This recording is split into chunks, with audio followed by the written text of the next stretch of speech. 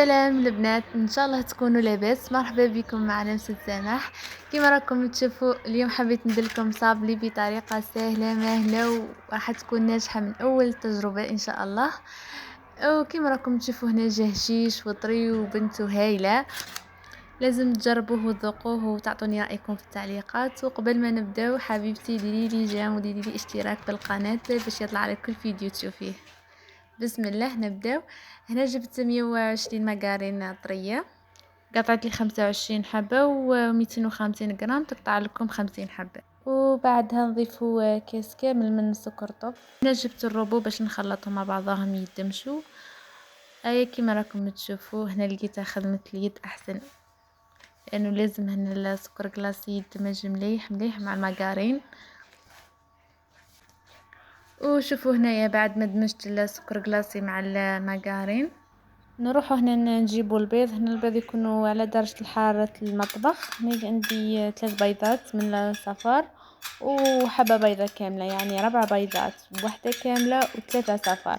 ونضيفوا هنايا مغرف صغيرة بومبي من الافاني ونخلطوها بالروبو مليح مليح. وفي حالة ما اذا كان ما عندكش الروبو تقدري تخلطيها بيدك. ونضيفوا هنايا 2 مغارف كبار من الزيت. وهنا ركزوا لي مليح، وهنا كي نكونوا نخلطوا بالروبو لازم نخلطوا مليح حتى تولي الخليط نتاعنا كيما الكريمه وتلقائيا اللون تاعها راح يفهر.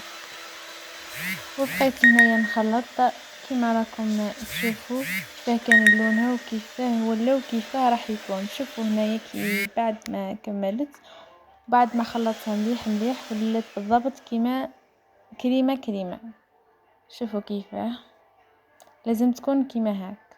وبعد ما كملت هنايا ضفت الفارينة، اكيد هنا راح نغربلوها. وبالنسبة لخميرة الحلوى هنا ضفت ثلث من مغرف صغيرة. وكاين هنا اللي ما يضيفش كامل الخميرة، وكاين حتى اللي يضيف علبة كاملة الخميرة. كل واحد والطريقة نتاعو، انا الطريقة هذه هي اللي تنجح لي. وبعد ما درت هنايا الفارينة نبقاو نلمو فيها، ونبقاو هنايا نضيفو في الفريدة تدريجيا على حسب الحاجة حتى تلمنا العجينة تولي شادة روحها وفي نفس الوقت تولي طرية اكيد.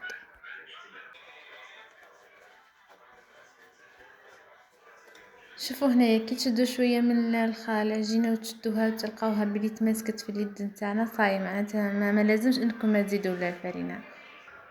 شوفوا كيفاه جات طريه. ومن بعدها نروحوا نجيبوا ساشي، واذا كانت ما عندكم نجيبوا بابي كويسو، مهم حاجه واحده فيهم.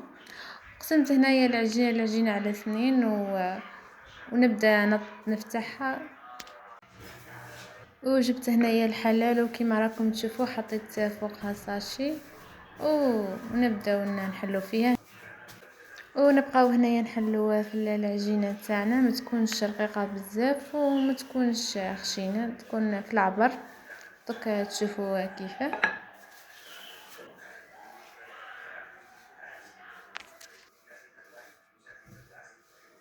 وهنا بعد ما حليتها شوفوا كيفاه. نجيبو هنا الطابع الشكل تاعنا اللي راح نطبعو به. هنا عندي عدة اشكال وانا خيرت تاع الورده فيها 8 اشكال، هذو كامل شريتهم 12,000. جبت هنايا شويه فرينه وبديت نطبع باش برك العجينه ما تلصقليش في الطابع.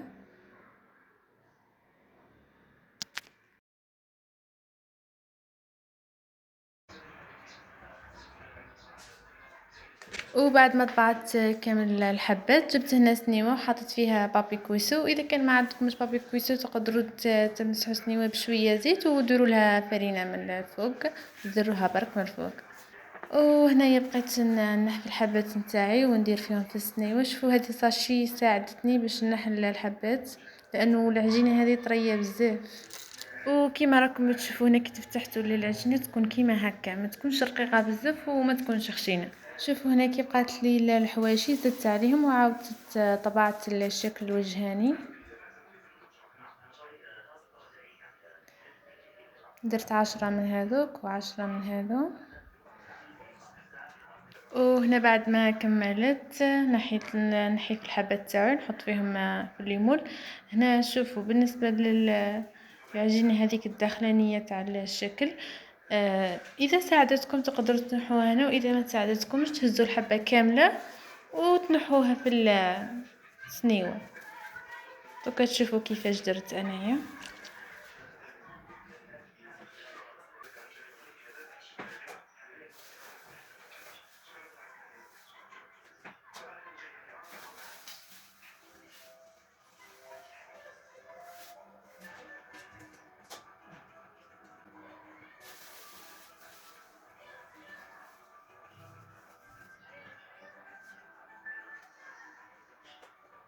وهنا بعد ما حطيت كامل الحبات شوفوا كيفاه، وهنا بديت نحفي هذيك العجينه اللي قلت لكم عليها. شوفوا حتنحى بسهوله.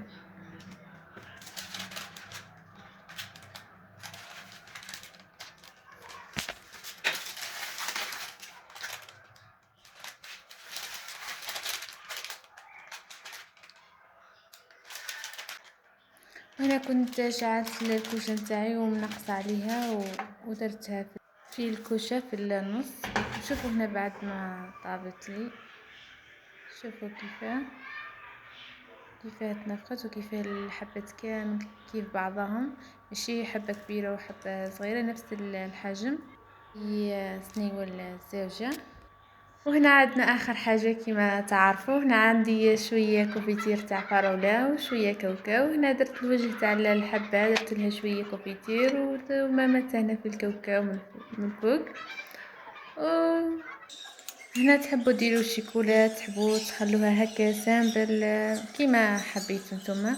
سمحوا لي على وضعيه على الكاميرا، هنا ما كنتش عادلتها مليح، وفي نفس الوقت انا ما كنتش فايقت لها. وصلنا لنهاية الفيديو، ان شاء الله ما نكونش طولت عليكم، وفي نفس الوقت انه الوصفة هذه تجربوها وتفرحوا بها وتعجبكم، وجربوها واعطوني رأيكم في التعليقات، وما تنسوش بلي دعمكم يفرحني. وباي باي.